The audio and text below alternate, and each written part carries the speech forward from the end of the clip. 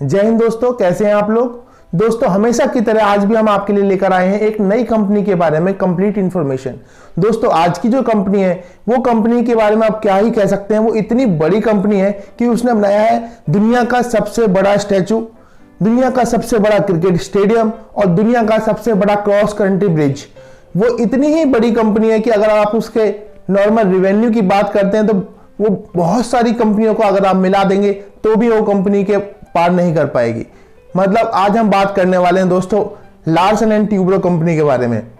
आज इस वीडियो के अंदर मैं आपको कंप्लीट इंफॉर्मेशन दूंगा इस कंपनी के बारे में। कंपनी कब स्टार्ट हुई थी, कंपनी ने किस तरीके से ग्रोथ किया, कौन कौन बिजनेस पार्टनर्स रहे और भी न जाने कितनी इंफॉर्मेशन।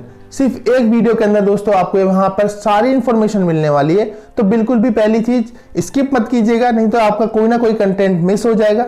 दूसरी बात दोस्तों, जो भी इंफॉर्मेशन आपके लिए लेकर आए हैं वो बिल्कुल जेन्युइन सोर्सेज से लेकर आते हैं, कंपनी की वेबसाइट से, कंपनी के लिंक्डइन हैंडल से और साथ ही साथ फेसबुक प्रोफाइल अगर कंपनी ने बनाया होता है वहां से और एम्प्लॉइज से। तो दोस्तों जो भी हमारा कंटेंट हम आप तक प्रोवाइड कर रहे हैं वो बिल्कुल 100% जेन्युइन है।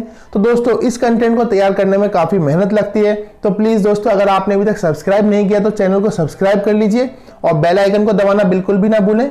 तो दोस्तों ज्यादा लेट ना करते हुए चलिए शुरुआत करते हैं दोस्तों कंटेंट से। आज हम आपको कौन कौन से टॉपिक्स इस वीडियो में कवर करने वाले हैं उसकी डिटेल्स हम कंप्लीटली देने वाले हैं।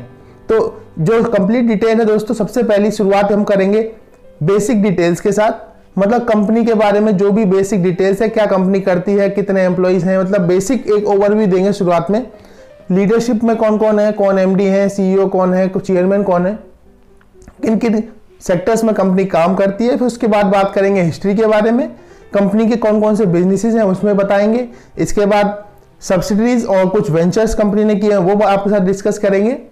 साथ ही साथ इंटरनेशनली कंपनी किस तरीके से एक्सटेंड हो रही है, किस तरीके से ग्रोथ कर रही है वो भी हम आपके साथ शेयर करेंगे। साथ ही साथ जैसे कंपनी ने कई सारे पार्टनरशिप किए हैं उसी तरीके से बहुत सारी ऐसी डिसइन्वेस्टमेंट भी कह सकते हैं की है जो कि कंपनी ने अपने उन बिजनेसेस को बंद कर दिया या फिर किसी और को सेल ऑफ कर दिया। उसके बाद हम आपको बताएंगे स्टॉक मार्केट के बारे में, कंपनी कब रजिस्टर्ड हुई, कैसा परफॉर्म कर रही है, कैसे इसके ग्रोथ फैक्टर्स हैं, एम्प्लॉयज कितने हैं, क्या जेंडर रेशियो है, कहां कहां पर कितने एम्प्लॉयज सेटल्ड हैं। और साथ ही साथ लास्ट में हम आपको बताएंगे अवार्ड्स के बारे में। कंपनी ने तीनों लेवल पर, कॉर्पोरेट लेवल, इंडिविजुअल लेवल और सस्टेनेबिलिटी लेवल, तीनों लेवल पर कितने सारे अवार्ड्स हासिल किए उनके बारे में कुछ मेजर जो अवार्ड्स कंपनी ने हासिल किए हम आपके साथ डिस्कस करेंगे। तो दोस्तों चलिए शुरू करते हैं बेसिक डिटेल्स के साथ। बेसिक डिटेल्स में हम आपको 3 टॉपिक्स कवर करने वाले हैं। पहले तो एलएनटी के बारे में बेसिक डिटेल्स देंगे आपको हम। उसके बाद लीडरशिप, कौन कौन इसकी लीडरशिप में है, कौन इसके हेड है, कौन इसको डायरेक्शन दे रहे हैं और साथ ही साथ किस किस फील्ड में कंपनी काम कर रही है। तो दोस्तों लार्सन एंड ट्यूब्रो, सबसे पहले आपको मैं बता दूं कि नाम सुनने से ऐसा लगता है कि ये कोई मल्टीनेशनल कंपनी होगी, इंडिया की नहीं, इंडिया के बाहर की कोई कंपनी है। तो दोस्तों बिल्कुल गलत है आप। ये कंपनी प्योरली 100% इंडियन कंपनी है। सबसे पहले कि ये 50 से ज्यादा कंट्रीज के अंदर काम कर रही है। 31 कंट्रीज के अंदर कंपनी के ऑफिसेज हैं। इंडिया में भी 50 से ज्यादा जगह पर कंपनी ने ऑफिसेज बनाए हुए हैं। इसके अलावा 9 ऐसी लोकेशंस हैं जहां पर ये अपना स्किल डेवलपमेंट का सेंटर चला रही है। दोस्तों शुरुआत की बात करते हैं तो शुरुआत जिन्होंने की थी वो थे हमारे Henning Holck Larsen and Soren Kristian टॉर्बो। इन दोनों दोस्तों ने मिलकर इस कंपनी की शुरुआत की थी। तो जब शुरुआत की थी, इससे पहले ये लोग डेनमार्क में रहते थे, वहां से कंपनी के वर्क से इंडिया में आए थे। लेकिन जब इन्होंने इंडिया में आए तो उन्होंने देखा कि यहाँ पर बहुत सारा स्कोप अवेलेबल है, तो इन्होंने यहीं पर ठहरकर अपनी एक नई कंपनी बनाने का निर्णय लिया। 1946 के अंदर, लगभग आज से 76 साल पहले, ये कंपनी की इन्होंने शुरुआत किया, जिसको हम आज लार्सन एंड ट्यूब्रो के नाम से जानते हैं। कंपनी के जो बिजनेसेस हैं दोस्तों वो इतने ज्यादा एक्सपेंड हो चुके हैं कि ओवरऑल एक वीडियो के अंदर कवर करना मुश्किल है, लेकिन हम आपको फिर भी बेसिक डिटेल्स देते हैं उसके बारे में। लगभग 12 वर्टिकल्स के अंदर कंपनी काम करती है और अगर हम बात करें तो 50+ कंट्री, जैसे कि मैंने आपको बताया, ये इनमें एक्सपेंड हो चुकी है। बिजनेसेस जो दोस्तों इसके मेनली हैं वो है एलएनटी इन्फोटेक, मतलब आईटी सेक्टर्स में काम करती है। Finance, construction, hydrocarbon, mineral and metal, construction and mining, जो इसका काफी बड़ा बिजनेस है। इसके साथ ही डिफेंस में काम करती है, ship building, machinery, realty sector, power, heavy engineering और वॉल्व सेक्टर में काम करती है। कंपनी ने अपने आप को इतना डाइवर्सिफाई किया हुआ है कि इसको एक सेक्टर तक लिमिटेड करना अपने आप में बहुत मुश्किल है। लेकिन अगर हम फिर भी इसको 5 ब्रॉड टर्म में डिवाइड करते हैं कि 5 बड़े बड़े कौन से ऐसे सेक्टर हैं जहां पर कंपनी काम करती है, तो वो है कंस्ट्रक्शन, ईपीसी, मैन्युफैक्चरिंग, सर्विस और अदर्स में बाकी सारे सेक्टर्स को हम रख देते हैं। तो ये 5 ब्रॉड कैटेगरीज है, यहाँ पर आप इसको डिवाइड कर सकते हो। ईपीसी मतलब engineering, procurement and construction. Company शुरुआत से लेकर कोई अगर प्रोजेक्ट इसको मिलता है तो उसकी बिल्कुल जो बेसिक डिटेल्स है वहां से शुरुआत से डिजाइनिंग करना, फिर मटेरियल प्रोक्योरमेंट करना और लास्ट में कंस्ट्रक्शन करना, लास्ट तक कंप्लीट डिटेल से कंपनी काम करती है। सभी कुछ खुद ही डिजाइन करना है, खुद ही प्रोक्योरमेंट करना है और खुद ही लास्ट तक कंस्ट्रक्शन करके क्लाइंट को हैंडओवर करना है। तो इस तरीके से इन्होंने इतने ज़्यादा प्रोजेक्ट किए हैं। मुंबई का इंटरनेशनल एयरपोर्ट दोस्तों इन्होंने बनाया है, रियाद के अंदर जो मेट्रो है वो इन्होंने बनाई है, इसी तरीके से बेंगलोर के अंदर मेट्रो का काम भी इन्होंने ही किया है। न जाने कितने बड़े प्रोजेक्ट्स इनको मिलते हैं और उनमें ये सक्सेसफुली कंप्लीट करते हैं विद इन टाइम लिमिट। दोस्तों एम्प्लॉयज़ की बात अगर हम आगे बढ़ने से पहले करते हैं तो लगभग 3,37,000 एम्प्लॉयज़ कंपनी के साथ जुड़े हुए हैं। और रिवेन्यू की तो आप पूछिए ही मत, आप इसमें जीरो लगाएंगे तो इतने ज़्यादा जीरो लगते हैं कि इसे गिनना ही मुश्किल हो जाता है। लगभग 1,58,788 करोड़ रुपए का इसका रिवेन्यू है और कंपनी शेयर मार्केट में NSE और BSE दोनों जगह पर ही रजिस्टर्ड है। कंपनी का जो हेडक्वार्टर है दोस्तों वो मुंबई के अंदर है और हेडक्वार्टर का दोस्तों जो नाम है वो L&T हाउस के नाम से जाना जाता है। इसके अलावा कंपनी अगर आप बात करते हैं वर्ल्ड लेवल पे कहाँ पे अपने आप को एस्टेब्लिश करती है, तो टॉप 15 जो वर्ल्ड की लार्जेस्ट कंस्ट्रक्शन कंपनीज हैं ये उन टॉप 15 कंपनीज के अंदर आती है। और इसकी लीडरशिप के बारे में बात करते हैं तो इस समय पर जो लीडर है इसके वो है हमारे AM नायक।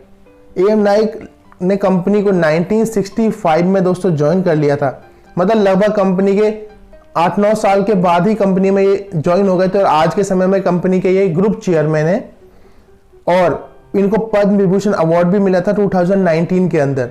और ग्रुप CEO और MD जो है वो है हमारे SN सुब्रमण्यम।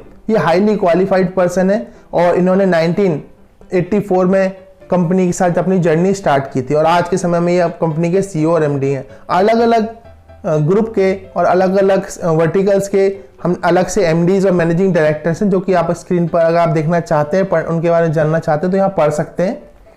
AM नायक के बारे में अगर हम आपको थोड़ी सी बात और बताएं तो AM नायक मतलब इन्होंने ही कंपनी की नैया पार लगाई है, इस तरीके से आप कह सकते हैं। बहुत बार ऐसे फेजेस आए जहां पर कंपनी को लगा अब ये कंपनी टूट जाएगी या डूब जाएगी, लेकिन इन्होंने हौसला नहीं हारा, अपने साथ साथ एम्प्लॉयज़ का भी हौसला बढ़ाया और कंपनी को आज इस मुकाम पर ला कर रख दिया कि इसे आज कोई अब बीट कर ही नहीं सकता है।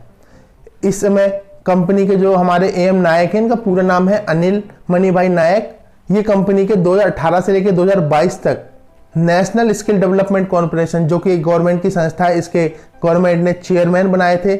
इसके अलावा IIM अहमदाबाद के बोर्ड ऑफ गवर्नर्स के 2012 से 2016 के बीच में बोर्ड ऑफ गवर्नर्स रहे हैं। इसके अलावा इनको पद्म विभूषण और गुजरात गरिमा अवार्ड, इस तरीके से न जाने कितने अवार्ड मिल चुके हैं। तो आप अगर इनके बारे में पढ़ेंगे तो यहाँ वीडियो को थोड़ा पॉज करके आप पढ़ सकते हैं इस पेज को। तो हम आगे बढ़ते हैं दोस्तों हिस्ट्री की ओर। हमारा जो नेक्स्ट टॉपिक है दोस्तों वो है हिस्ट्री। हिस्ट्री में हम कवर करेंगे फाउंडर्स के बारे में, फाउंडर्स क्या थे, कैसे आए, दूसरा फिर कंपनी ने राइज कैसे किया और इस समय अब एक्सपेंशन क्या कर रही है।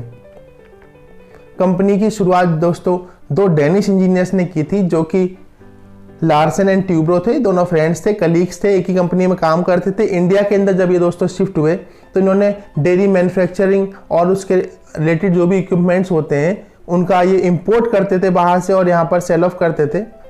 तो ये काम था इनका, तो काफ़ी अच्छा काम चल रहा था। लेकिन तभी वर्ल्ड वॉर 2 स्टार्ट हो गया। 1939 में वर्ल्ड वॉर 2 स्टार्ट होने से क्या हुआ, जितना भी इनका एक्सपोर्ट वहाँ से इंपोर्ट होता था, एक्सपोर्ट होता था, वो सारा लगभग समझ लीजिए बंद ही हो गया। तो इस वजह से इनको ये काम बंद करना पड़ा। तो इन्होंने एक छोटा स्मॉल वर्कशॉप खोली, वर्कशॉप के थ्रू ये काफ़ी काम कर रहे थे। लेकिन तभी क्या हुआ, वर्ल्ड वॉर 2 के अराउंड इनको लगा कि अगर हम शिप बिल्डिंग वाले सेक्टर में जाते हैं, शिप रिपेयरिंग, तो ये क्या होगा, बहुत सारी शिप्स की ऐसी जरूरत पड़ेगी जो कि टूट जाते हैं वर्ल्ड वॉर के दौरान, तो उनकी रिपेयरिंग का जरूरत रहता है। तो उस सेक्टर्स में ये लोग एंटर हो गए और इन्होंने शिप रिपेयरिंग का अपना बिजनेस शुरू किया। उस समय जब ये रिपेयरिंग स्टार्ट किया तो इस कंपनी का नाम था हिल्दा लिमिटेड। इस कंपनी के नाम से इनका काम चालू हो गया था, रिपेयर रिफिट का और डिगोज शिप्स का काम कर रहे थे। लेकिन कंपनी के जो सबसे बड़ा चेंज आया या फिर टर्निंग पॉइंट आया जिसे आप कह सकते हैं, वो था सोडा ऐश प्लांट बनाने का। इनको कॉन्ट्रैक्ट मिला जो कि टाटाज ने इनके ऊपर भरोसा किया कि टाटा जी ने कहा कि आप हमारे लिए एक सोडा ऐश प्लांट बनाइए। उसके बाद ही इनका एक टर्निंग पॉइंट था जो कि ये अपने इंजीनियरिंग कंस्ट्रक्शन वाले सेक्टर में आए थे। मतलब उस समय क्या हुआ, ये कॉन्ट्रैक्ट शुरुआत में जर्मन कंपनी को था, लेकिन वर्ल्ड वॉर 2 की वजह से वो जर्मनी की कंपनी से कॉन्ट्रैक्ट हटा दिया गया था और वो बैक ऑफ हो गए थे।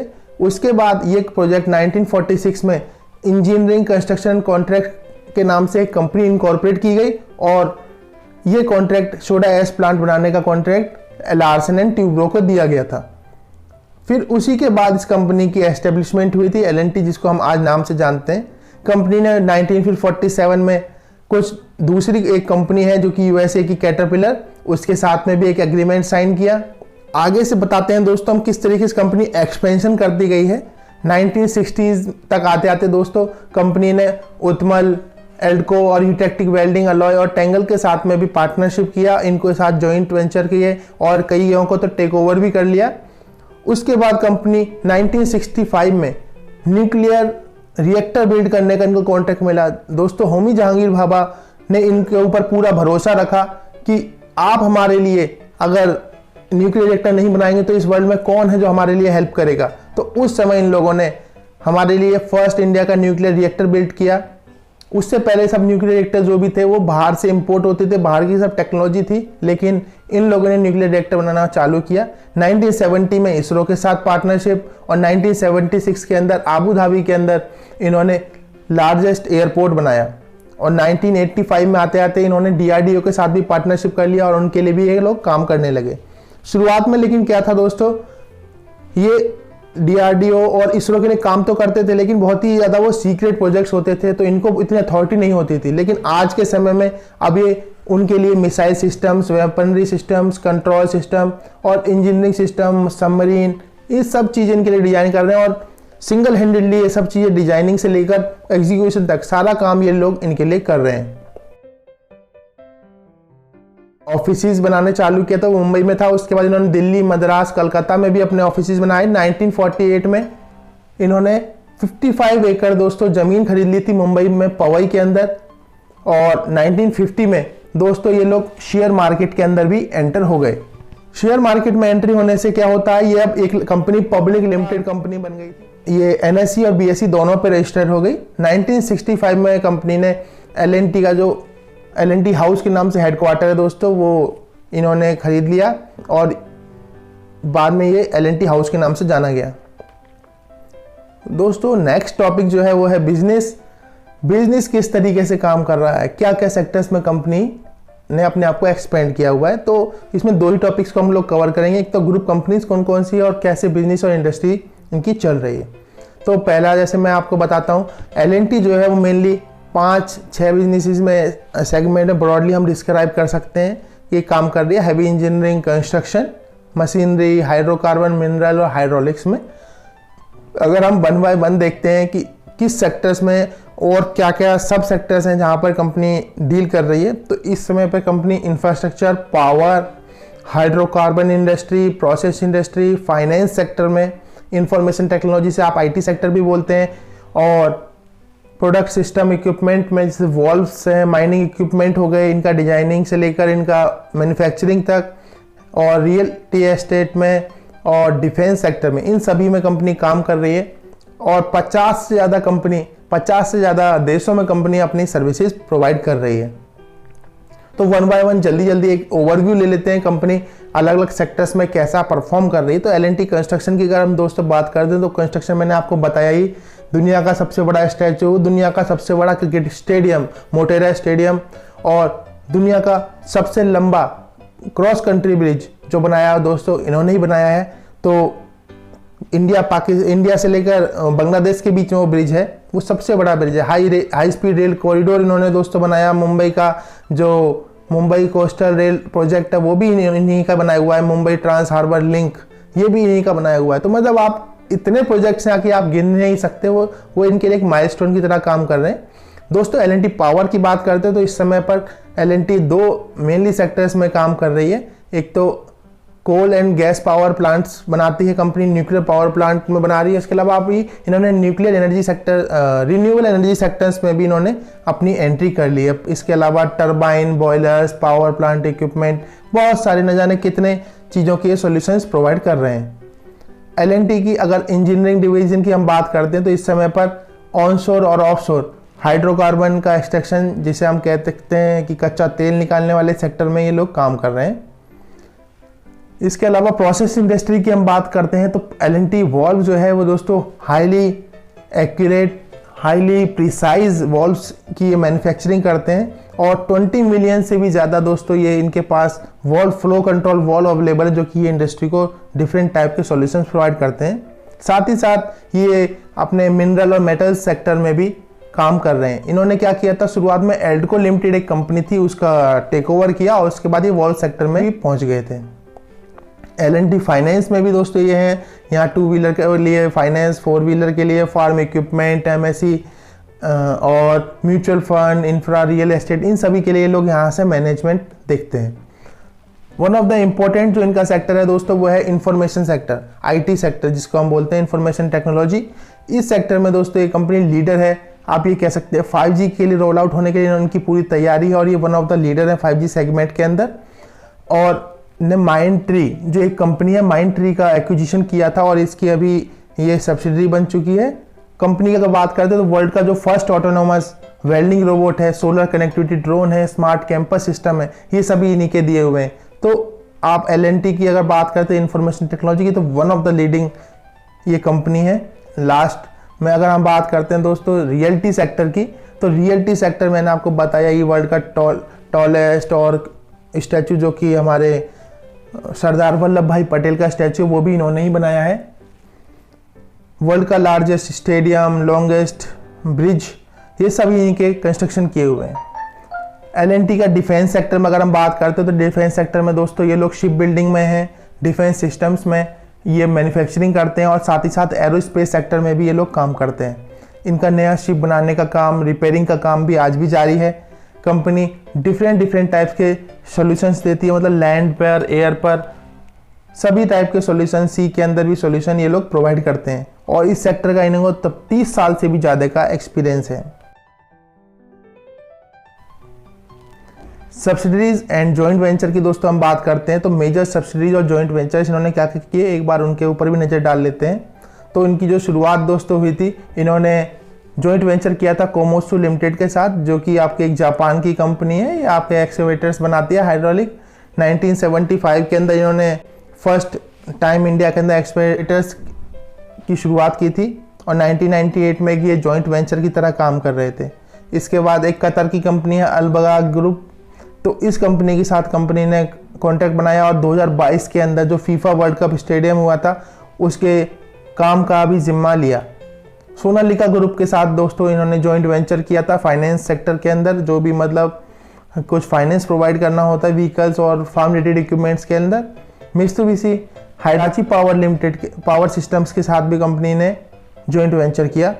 इसी के साथ हाउडेन प्राइवेट लिमिटेड, NPCIL, इन दोनों कंपनी के साथ भी sergeant laundry limited, Mindtree limited 2019 में इन्होंने एक्वायर किया था। 2019 में माइंडट्री लिमिटेड को एक्वायर करने के बाद IT सेक्टर में इन्होंने अपनी एंट्री कर ली थी और इस समय पर लगभग 60% से ज़्यादा स्टेक इनका इस कंपनी के अंदर है।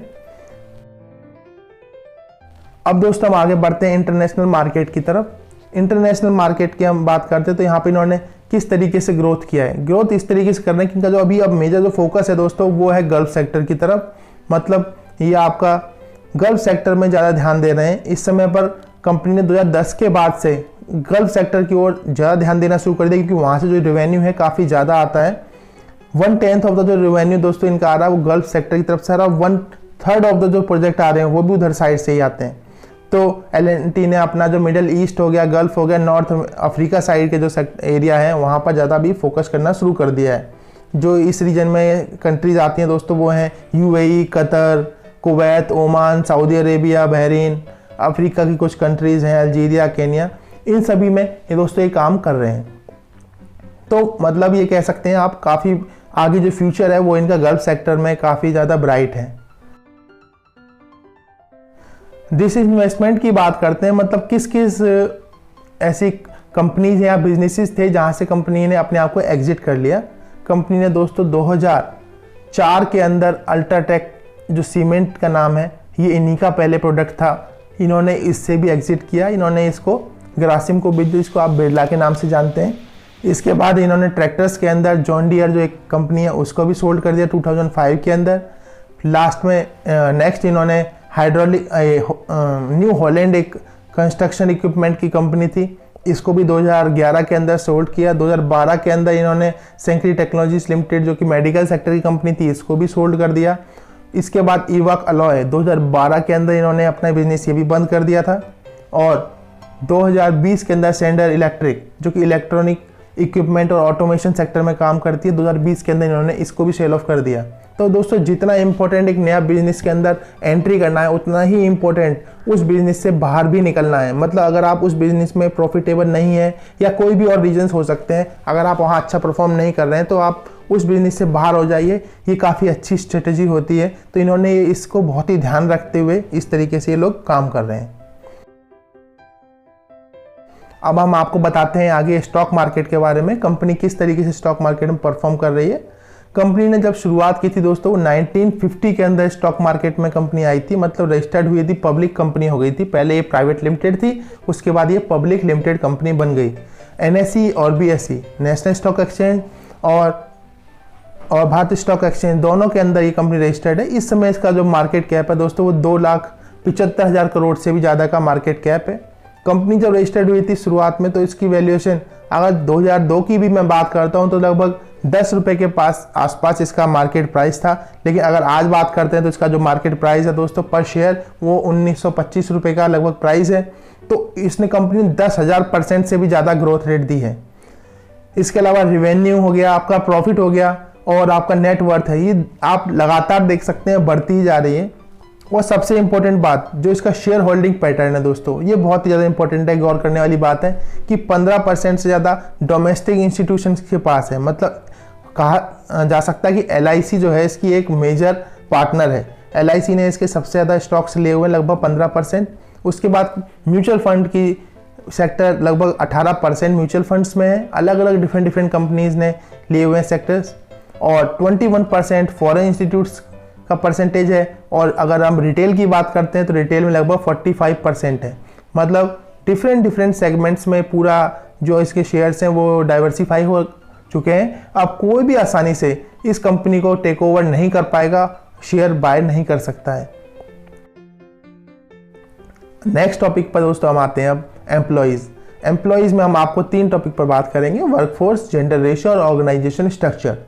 तो शुरुआत करते हैं एम्प्लॉयज़ से। कंपनी के अंदर टोटल जितने एम्प्लॉयज़ हैं लगभग 3,48,000 एम्प्लॉयज़ हैं। उनमें से 55,000 परमानेंट है लगभग, और बाकी 2,93,000 लगभग जो है वो कॉन्ट्रैक्ट पे काम कर रहे हैं। उन परमानेंट एम्प्लॉयज़ के अंदर लगभग 5% महिलाएं हैं। तो अगर देखा जाए तो ये एक ऐसी कंपनी से महिलाओं का भी सेगमेंट और परसेंटेज जो है काफ़ी ज़्यादा है। और फिजिकली चैलेंज को भी इन्होंने पीछे नहीं छोड़ा है, 0.1% फिजिकल चैलेंज लोगों को भी कंपनी के साथ जोड़ा हुआ है। कंपनी के ऑर्गेनाइजेशन स्ट्रक्चर के बारे में अगर हम बात करते हैं तो इसके जो हमने चेयरमैन हैं, ग्रुप चेयरमैन वो हैं AM नायक जी, और SN सुब्रमण्यम हमारे CEO और मैनेजिंग डायरेक्टर हैं। इसके अलावा इनके अंडर में डिफरेंट जो कंपनीज हैं उनके भी CEO और MDs काम करते हैं, जैसे कि बिल्डिंग एंड फैक्ट्रीज के लिए MV सतीश हैं, वाटर ट्रीटमेंट एफ्लुएंट प्लांट हो गया, एनर्जी पावर सेगमेंट हो गया, सभी के लिए अलग अलग पर्सनस को जिम्मेवार बनाया हुआ है, वही लोग इनका टेक ओवर करते हैं। ओवरऑल अगर देखते हैं तो AM नायक और हमारे SM सुब्रमण्यम हैं, यही दोनों लोग L&T को ड्राइव कर रहे हैं। दोस्तों लास्ट में अब हम पहुंचते हैं अवार्ड्स एंड रिकॉग्निशन में, क्या क्या अवार्ड मिले इनको और कहाँ कहाँ रिकॉग्निशन हुआ है। तो शुरुआत में हम बता दें आपको 3 सेक्टर्स में इनको अवार्ड मिले हुए हैं, जिसको हम 3 ब्रॉड कैटेगरी में डिवाइड कर सकते हैं, कॉर्पोरेट सेक्टर, इंडिविजुअल में और सस्टेनेबिलिटी में।